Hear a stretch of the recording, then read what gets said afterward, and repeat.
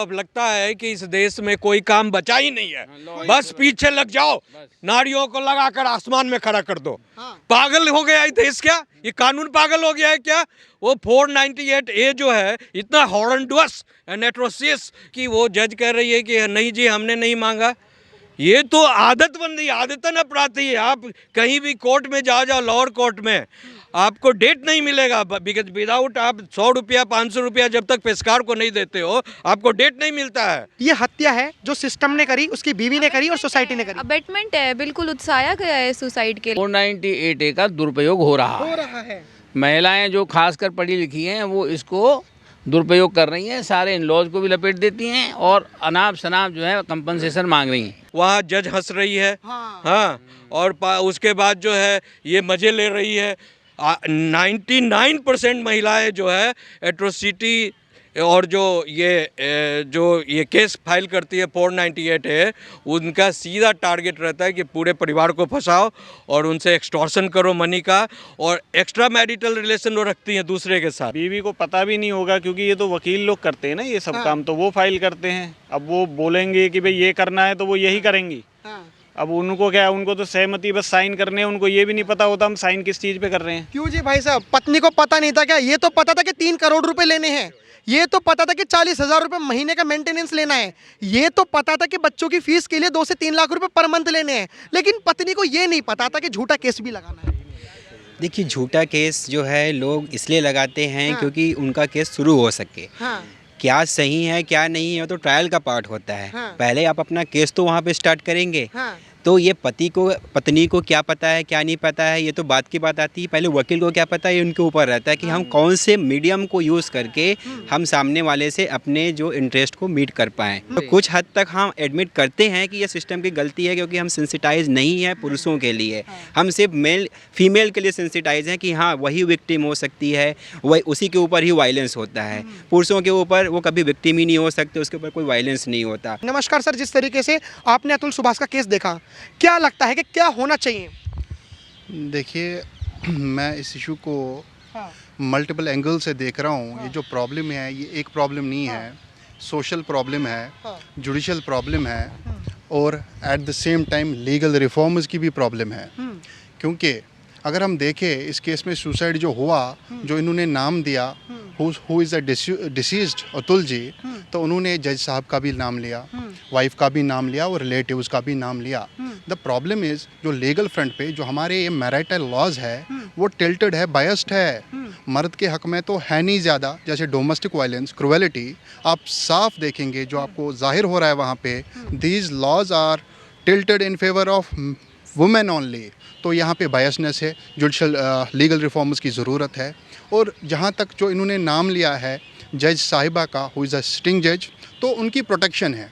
When ए जज is acting judicially तो उस वक्त उनको प्रोटेक्शन दी जाती है। लेकिन यहाँ पे हमें ये भी देखना पड़ेगा, this is nothing less than a dying declaration. कोई बंदा जा रहा है इस दुनिया से और जाते जाते नाम ले रहा है, तो आई बिलीव एविडेंस में इस चीज़ को ले सकते हैं। We have to keep these things in mind. जज कह रही हैं कि उनकी कोई गलती नहीं थी। जो 5 लाख रुपए जो आरोप लगाया है अतुल सुभाष ने अपने सुसाइड नोट में, वो सरासर गलत है। देखिए, इस चीज़ को हम अगर यहाँ पे कंक्लूजन करें तो गलत बात है, क्योंकि हम जुडिशरी नहीं है यहाँ पे। इसमें ट्रायल लगेगी, with the course of time evidence चलेगा, तो उसी पे कंक्लूजन वहाँ पे ये जुडिशरी का रोल है। तो हम यहाँ पे मीडिया ट्रायल नहीं चाहते हैं। अतुल सुभाष ने सुसाइड नोट में और अपनी वीडियोस में जो 1.5 घंटे की वीडियो रिलीज करी है, उसने कहा कि मेरी पत्नी ने 498 का केस तो लगाया, तब मैं बरी हुआ तो उसने 377 का केस लगा दिया, जो कि अननेचुरल सेक्स है। आपको लगता है कि पति और पत्नियों के बीच में भी अननेचुरल सेक्स हो सकता है? देखिए, ऐसा है, जो हमारा लीगल सिस्टम है इसमें पति पत्नी का जो भी डिस्प्यूट होता है उसका तकरीबन फॉर्मेट फिक्स किया हुआ है। उसमें ज़रा सा भी झगड़ा हो या कुछ भी हो तो ये सारा फॉर्मेट ही अप्लाई किया जाता है, तभी केस बनता है। अदरवाइज आप नॉर्मल कुछ लिखोगे तो उस पर केस ही नहीं बनता। लेकिन अननेचुरल सेक्स का केस लगाना निकिता को, क्या आपको लग रहा है कि सही हुआ? नहीं, ये सरासर गलत है। लेकिन इसके अलावा उसके पास रास्ता नहीं था तो उसने ऐसा किया होगा। रास्ता नहीं था मतलब बीवी के पास रास्ता नहीं था? बीवी को पता भी नहीं होगा क्योंकि ये तो वकील लोग करते हैं ना ये सब काम, तो वो फाइल करते हैं। अब वो बोलेंगे कि भाई ये करना है तो वो यही करेंगी। अब उनको क्या है, उनको तो सहमति बस साइन करने हैं, उनको ये भी नहीं पता होता हम साइन किस चीज़ पे कर रहे हैं। क्यों जी भाई साहब, पत्नी को पता नहीं था क्या? ये तो पता था कि 3 करोड़ रुपए लेने हैं, ये तो पता था कि 40,000 रुपए महीने का मेंटेनेंस लेना है, ये तो पता था कि बच्चों की फीस के लिए 2 से 3 लाख रुपए पर मंथ लेने हैं, लेकिन पत्नी को ये नहीं पता था कि झूठा केस भी लगाना है। देखिए, झूठा केस जो है लोग इसलिए लगाते हैं क्योंकि उनका केस शुरू हो सके।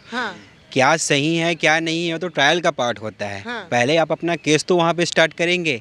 तो ये पत्नी को क्या पता है क्या नहीं पता है, ये तो बात की बात आती है। पहले वकील को क्या पता है, ये उनके ऊपर रहता है कि हम कौन से मीडियम को यूज़ करके हम सामने वाले से अपने जो इंटरेस्ट को मीट कर पाएँ। तो यहाँ पे जो अननेचुरल जो सेक्स का जो उसने प्रोविज़न लगाया है वो इसलिए लगाया क्योंकि उनके पास बाकी रास्ते जो है वीक पड़ रहे थे। ठीक है, तो अब यहाँ पे हमको ये देखना है कि जब ये केस एडमिट हो रही है तो पहले ही उनको पहले जांच परख ले कि हाँ ये एडमिट होने लायक है कि नहीं। यहाँ पे गलती नहीं बोलेंगे, कुछ कमी एक रह गई है जो जुडिशियल सिस्टम में हमारे अंदर है कि हम ट्रायल के समय पे उसकी ऑथेंटिसिटी को देखते, शुरू में नहीं देखते। अब होता क्या, यहाँ पे लोग फॉल्स एफआईआर कर देते हैं, फॉल्स एफआईआर कर देते हैं। हालांकि इसके लिए भी हमारे जुडिशियल सिस्टम में प्रोविज़न है कि आपको लगता है कि फॉल्स एफआईआर हुआ है तो यू कैन डायरेक्टली गो। आप क्रिमिनल प्रोसीजर में अभी जो हमारा जो बीएनएस बना हुआ है, we have a system for that. अगर कोई आपसे फॉल्स एफआईआर कर रहा है तो आप उसे चैलेंज कर सकते हो। यहाँ पे मुझे लगता है कुछ एंगल में जो सुभाष जी हैं उनको यहाँ पे वो अपना लीगल रेमेडी एक्सरसाइज नहीं किए। ठीक है, तो इस कारण से उनके ऊपर ये केस बना। लेकिन देखिए, झूठ मत बोलिएगा क्योंकि अभी हम जो हैं अभी हम सुप्रीम कोर्ट में मौजूद हैं और ये सारे वरिष्ठ अधिवक्ता हैं। आपको लगता है कि हमारे सिस्टम में दोष तो है? देखो, दोस्त तो है तभी तो ये क्राइम हुआ है, तभी ये इंसिडेंट हुआ है। ठीक है, और वो दोस्त है तो उसको हमको उसके भी उपाय है उसको हटाने का, बिल्कुल। तो अगर हम उसमें करें कि हाँ हमारे अंदर हम ये एडमिट कर रहे हैं कि we have a problem, then we have a solution also. तो नाउ इट्स हाई टाइम कि हम सॉल्यूशन को भी एक बार इम्प्लीमेंट करें, उनको एक्सप्लोर करें। ठीक है, ये कमी है तो उसको ठीक करें। सॉल्यूशन का इम्प्लीमेंट कब होगा? जब मर्द मर जाएंगे क्या? या मतलब 498A का दुरुपयोग हो रहा है। महिलाएं जो खासकर पढ़ी लिखी हैं वो इसको दुरुपयोग कर रही हैं, सारे इन लॉज को भी लपेट देती हैं और अनाप शनाप जो है कंपनसेशन मांग रही हैं। मैट्रिमोनियल रिस्पॉन्सिबिलिटी डिस्चार्ज नहीं कर रही हैं।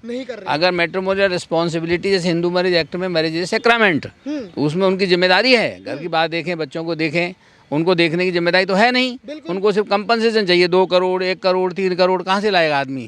तो अगर वो हिंदू मैरिज के अंदर अगर करती हैं तो उनको they have to discharge the responsibility properly, which they are not doing. And जो डाउन टूडेड वुमेन हैं वो तो इसका ज़्यादा फायदा उठा नहीं पा रही हैं। अब वकील लोग हैं जो भी हैं, सब एडवाइस वाले हैं जो भी हैं, whatever they are, they advise उनके ससुर का भी नाम लिख दो, सास का भी लिख दो, देवर का भी लिख दो, and as a result entire family is harassed. So this section has to be made either gender neutral. If a woman is harassed, she can file. This has to be made a gender neutral. No, this is a protection given to the woman. But now this is being misused. So the only solution is make it a gender neutral. Means if मान लीजिए औरत जो है उसको परेशानी हो रही है तो वो केस फाइल करेगी, हस्बैंड को परेशानी हो तो वो केस फाइल करेगा इसी सेक्शन में, क्रूएल्टी का या जो भी हैरेसमेंट का। मतलब it can be made a gender neutral. या दूसरा सोल्यूशन क्या है, जैसे महिला आयोग बनाया ऐसे पुरुष आयोग बनाओ। पुरुष आयोग तो जहाँ पे पुरुष भी जो एग्रीव्ड हैं वो जाके अपनी शिकायत करें और वहाँ पे उनका हो। ये मसला बहुत दिन ऐसे नहीं चलेगा और इसमें Supreme Court has to intervene now. अभी जो आपने पुरुष आयोग की बात करी, पुरुष आयोग जब कोई सुन रहा है, निकिता की जो समर्थक है, क्योंकि अब जो देश है वो 2 गुटों में बट चुका। पहला गुट वो जो अतुल सुभाष के समर्थक में है, दूसरा गुट वो जो निकिता के समर्थन में है। कुछ महिला आयोग निकिता के समर्थन में तो कम ही लोग हैं इस समय। जो पोजीशन है वो तो लड़के के समर्थन में। हाँ, of course he has no reason to commit a suicide. उसने वो गलत किया है, इमेच्योरिटी दिखाई है। सुसाइड करने से किसी समस्या का समाधान नहीं होता है। He should have faced it and there was legal remedies available, but he has just bowed down और he has not been properly advised by his advocate. यही तो कह रहे हैं निकिता के समर्थक के महिला आयोग तो ठीक है, पुरुष आयोग क्यों बना रहे हो? मर्द को कभी दर्द ही नहीं होता? क्यों नहीं होता दर्द? सब दर्द हो गया ना। अभी आदमी मर गया, नया लड़का था, young engineer, nation has lost a bright engineer. और इससे ज़्यादा बड़ा क्या चाहिए? What else you want? So many persons are now harassed, so many ladies are taking this recourse, so they have to be stopped now. This sort of nonsense will not be tolerated. This section has to be made gender neutral. Otherwise, you provide remedy to the husbands also. अच्छा, ये एक बात बताइए, suicide था या murder था?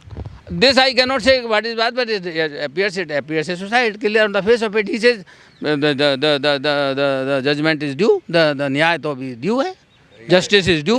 आप तो प्यार से खेल गए, आप बताइए सुसाइड था या मर्डर था? देखिए ये जुडिशियल प्रोसीजर है, आप कोई कहाँ से देखते हो उसके ऊपर ही डिपेंड करता है कि ये कमेंट में लोग कह रहे हैं, क्योंकि हम सुप्रीम कोर्ट में इसीलिए आए हैं कि लोग कह रहे हैं कि सिस्टम ने मर्डर करा है। देखिए यहाँ पे सारा फॉल्ट सिस्टम का नहीं है, कुछ फॉल्ट इसमें देखेंगे तो पर्सनल लेवल भी है। उनके पास ये ऑप्शन था कि एक बार काउंसलिंग को वो एक्सरसाइज कर सकते थे, फैमिली काउंसलिंग हो सकती थी, पर्सनल काउंसलिंग हो सकती थी, उन्होंने ये ऑप्शन एक्सरसाइज नहीं किया। तो यस, इसमें एक तरफ अगर आप उसको हटा के इधर से देखेंगे तो सिस्टम का मर्डर आपको दिखेगा प्राइमा फेसी, बट सारा दोष सिस्टम को देना है ये गलत है, ठीक है। तो कुछ हद तक हम एडमिट करते हैं कि ये सिस्टम की गलती है, क्योंकि हम सेंसिटाइज नहीं है पुरुषों के लिए, हम सिर्फ फीमेल के लिए सेंसिटाइज हैं कि हाँ वही विक्टिम हो सकती है, वही उसी के ऊपर ही वायलेंस होता है। पुरुषों के ऊपर वो कभी विक्टिम ही नहीं हो सकते, उसके ऊपर कोई वायलेंस नहीं होता। इनफैक्ट जब हमारे कोर्ट प्रोसीडिंग्स भी होती हैं, many of the time we have seen कि जो जजेस भी होते हैं वो ये प्रिज्यूम करके चलते हैं कि मेल कभी विक्टिम हो ही नहीं सकते, despite of having the many evidence जो मेल के कॉज को सपोर्ट कर रहे होते हैं, फिर भी वो फीमेल टुवर्ड्स बायस होते हैं। तो it is the high time कि हमको एक प्रॉपर सेंसिटाइजेशन की ज़रूरत है। आप दोनों इस ग्रुप में काफ़ी यंग लग रहे हैं, आप सर की बात से सहमत हैं? इन्होंने कहा कि पुरुष आयोग भी बनना चाहिए। डेफिनेटली सर ने जो चीज़ बात कही है कि पुरुष आयोग बनना चाहिए, तो बिल्कुल बनना चाहिए, क्योंकि यहाँ पे हमारे संविधान में इक्वलिटी की बात कही जाती है। जब हम एक तरफ से फीमेल को उसको इक्वलिटी लाने के लिए महिला आयोग बनाया गया है, तो उसी प्रकार से हमको पुरुष के लिए भी एक रेमेडी के लिए एक पुरुष आयोग बनने की आवश्यकता है। पुरुष आयोग बनने की आवश्यकता बिल्कुल है, व्हाई नॉट। जैसे फीमेल्स के लिए आर्टिकल 15 क्लॉज 3 पावर देता है स्टेट को, वैसे इक्वालिटी प्रोविजंस मेल्स के लिए। So nothing. कमेंट में लोग कहेंगे मर्द को दर्द नहीं होता, क्यों पुरुष आयोग बनाने की बातें कर रहे हैं? तो मुझे लगता है ये सवाल उनसे पूछिए, और उनको एक बार दर्द का एहसास हो जाए तो वो बात का जवाब सही से दे पाएंगे। आप भी बता दीजिए, दर्द होता है? देखिए भारत का संविधान जो है आर्टिकल 14 इसमें राइट टू इक्वालिटी की बात करें। हाँ, तो जब राइट टू इक्वालिटी की बात होती है और उसमें सभी नारी हो या पुरुष हो या जो भी किसी भी धर्म के हो, सभी को इक्वल मिला है, तो वहाँ पर आप जो है स्पेसिफिकली जो है वुमेन एम्पावरमेंट के नाम पर, वुमेन रिलैक्सेशन के नाम पर, वुमेन सेंसिटाइजेशन के नाम पर, वुमेन जो है I mean all kind of, लगता है कि इस देश में कोई काम बचा ही नहीं है, बस पीछे लग जाओ, नारियों को लगाकर आसमान में खड़ा कर दो। पागल हो गया ये देश क्या? ये कानून पागल हो गया है क्या? वो 498A जो है इतना हॉरेंडस एंड एट्रोसियस ये आर्टिकल है, आई मीन कि कोई भी आदमी पूरे भारत में, अभी मैं एक रिपोर्ट पढ़ रहा था जब आपने फ़ोन किया था इंटरव्यू के लिए, मैं उसके बाद मैंने कुछ फैक्ट्स पढ़े, यू नो पूरी दुनिया में जितने भी डेवलप्ड कंट्रीज़ हैं इंक्लूडिंग इंडिया जो डेवलपिंग कंट्रीज़ के रैंक में आता है, उसमें सबसे ज़्यादा नंबर 1 पर मेन को जो एट्रोसिटी में नंबर 1 पर भारत है। उसके बाद जो है फिनलैंड आता है, आपके बाद उसके बाद अमेरिका आता है, ऑस्ट्रेलिया आता है, इटली आता है, सारा वो मैंने देखा कि कमाल है भाई, जीने का अधिकार ही इन्होंने छीन लिया है कि women's right, what is this nonsense is happening in this country. Gender neutral होना चाहिए, it must be, law has to be gender neutral, must be gender neutral का मतलब ये होता है कि जितना आर्टिकल 14 ने आपको इक्वालिटी का अधिकार दिया है सबों को, तो सबको एक जैसा ट्रीट करो ना। इक्वालिटी के पीछे रिजर्वेशन छुपा हुआ है, इक्वालिटी का मतलब ये है। Reservation is not the reservation is the, वो आर्थिक और सामाजिक धारा पर डिस्क्रिमिनेशन की बात है। वो पहले देखिए यहाँ जो है इक्वालिटी में रिजर्वेशन की कोई बात नहीं है, आप जो है महिला और पुरुष के अधिकारों की बात कर रहे हैं। अभी आपका सवाल वो अलग है, इशू अलग है, इशू अलग है। वो सवाल ये है कि ये जो सुसाइड है, ये जो ऑफिशियली तौर पर सुसाइड है, कमेंट में लोग कह रहे हैं कि हत्या है। ये हत्या, सुनिए एक मिनट, ये अबेटमेंट टू मर्डर है।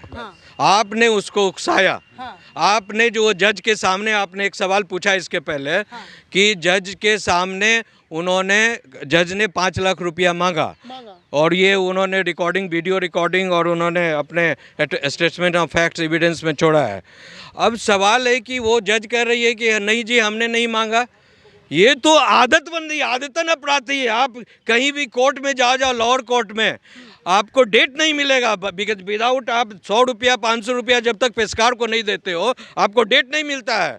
हाँ, और आपका एकदम वो पेंडिंग में डाल देंगे कि हाँ भैया पैसा दो, चपरासी को अलग दो, ये पेशकार को अलग दो, और उनके द्वारा उनके पैसे से जज साहब के लोअर कोर्ट में सारा सिस्टम चलता है उनका। ये तो सुप्रीम कोर्ट को सोचना चाहिए कि रिफॉर्म की जो बात हो रही है तो रिफॉर्म में जो है लोअर कोर्ट को कितना ज़्यादा जो है रिफॉर्म करना चाहिए सबसे पहले, बिकॉज लोग वहाँ पे एक मिनट चुप रहिए। अब सवाल यहाँ पर ये है कि जो हत्या जो जानबूझकर वहाँ जज हंस रही है, हाँ, और उसके बाद जो है ये मज़े ले रही है। 99% महिलाएं जो है एट्रोसिटी और जो ये केस फाइल करती है 498 है, उनका सीधा टारगेट रहता है कि पूरे परिवार को फंसाओ और उनसे एक्सटॉर्शन करो मनी का, और एक्स्ट्रा मैरिटल रिलेशन वो रखती हैं दूसरे के साथ। हाँ, मेरे पास तो है 99% जो है वो महिलाओं का यही रुत है कि भारतीय ये जो सो कॉल्ड क्रिश्चियन एजुकेशन जो हमारे देश में फैल गया है, जिसके कारण हाँ उसके कारण हम अपनी जितनी भी माताओं बहनों का जो एक सामंजस्य था आपस में, पारिवारिक कॉन्सेप्ट था, उसको ख़त्म कर दिए हैं। We have eroded the family values by giving the unnecessary rights, you know, so called rights। हम आते हैं 99% महिला। आपने अतुल सुभाष का केस देखा? बिल्कुल देखा है। किस तरीके से आप नज़रिए से देखते हो अतुल सुभाष? मुझे ऐसा लगता है कि जो कानून एक समय में विमेन के सेफ्टी के लिए, प्रोटेक्शन के लिए बनाए गए थे, काफ़ी उसमें उसका मिसयूज़ हुआ है अभी और हो भी रहा है। आज के जो करंट टाइम्स हैं, मुझे ऐसा लगता है कि विमेन के लिए जो एक लॉज बनाए गए थे, क्योंकि हमने सती प्रथा देखी है, हम सुनते थे कि काफ़ी महिलाओं को जिंदा जलाया जाता था उनके घर में, डोमेस्टिक वायलेंस होता था, डाउरी होता था। ये सुप्रीम कोर्ट ने जो लॉज हैं उनके फेवर में बनाए थे कि ताकि उन्हें प्रोटेक्ट कर सके। बट कुछ विमेन्स आज, कुछ महिलाएं ऐसी हैं जो कि इनका मिसयूज़ कर रही हैं, कि जैसा कि हमने अतुल सुभाष केस में भी देखा है। तो वो जो सुसाइड था वो नहीं होना चाहिए था। वो काफ़ी एक समाज के लिए एक धब्बे जैसी बात है कि हम as a men community fail हो चुके हैं, क्योंकि हमने मेन को प्रोटेक्ट करने के लिए वैसे राइट्स कुछ बनाए ही नहीं है। अगर यही केस अभी एक महिला के साथ होता तो पूरे देश में कैंडल मार्च होती और बसें जल जाती और सुप्रीम कोर्ट के आगे लोग धरना देने लग जाते, पर क्योंकि इसमें एक मेन है, ऐसा मुझे लगता है कि काफ़ी मिसयूज़ हुआ है इसमें लॉ का। और जो एक जुडिशियल इम्यूनिटी उस जुडिशियल ऑफिसर मैम को जो मिलेंगी, वो मुझे लगता है उसका भी नहीं मिलनी चाहिए, क्योंकि जिस तरह से वो हंसी, वो बार बार उन्हें हियरिंग के लिए बुला रही थी, इस तरह से ज़्यादा एलिमनी डिमांड कर रहे थे, फिर भी उन्हें फेवर कर रही थी। बाद में 5 लाख रुपए तो मांगे थे उसने, जज ने 5 लाख रुपए मांगे, दे देते तो हो जाता केस सोल्व। नहीं, बट ऐसे कैसे दे देते वो? क्योंकि विमेन सब कुछ, हम विमेन को भी देखें ना कि उनके विमेन भी काफ़ी उन्होंने राइट्स वायलेट किए हैं। उन जो उस लड़के के साथ भी, अतुल सुभाष जी के साथ भी काफ़ी गलत हुआ, पर उन्होंने सिर्फ एक ही पॉइंट ऑफ व्यू से इस केस को देखा, सिर्फ विमेन के फेवर में, एक्स्ट्रा फेवर होके देखा, ना कि मेन में। तो मुझे ऐसा लगता है उन्हें जेंडर न्यूट्रल होना चाहिए था और उस तरह से देखना चाहिए था कि, और ये सुसाइड नहीं होना चाहिए था। काफ़ी गलत हुआ है हमारे। मेरे को एक चीज जाननी है, हमारे कमेंट बॉक्स में लोग कह रहे हैं कि ये सुसाइड नहीं है। सुसाइड तो ऑफिशियली तौर पर बता दिया, ये हत्या है जो सिस्टम ने करी, उसकी बीवी ने करी और सोसाइटी ने करी। अबेटमेंट है, बिल्कुल उकसाया गया है सुसाइड के लिए, और अबेटमेंट किया है उसकी वाइफ ने। बार बार हियरिंग पे अगर आप एक इंसान को कहीं और से दूसरी जगह पे बुलाओगे तो वो परेशान होगा, वो जॉब छोड़ के कैसे आएगा? वो कह रहे हियरिंग पे बुलाएंगे ही नहीं, आप 40,000 रुपए मेंटेनेंस दे दो लड़की को और बच्चे की पढ़ाई के लिए 2 से 3 लाख। 1 करोड़ पहले उसने नो लिसन पहले उसने जो कहा कि हमें 1 करोड़ रुपया दे दो मेंटेनेंस के लिए, अच्छा। उसके बाद हम केस उठा लेंगे।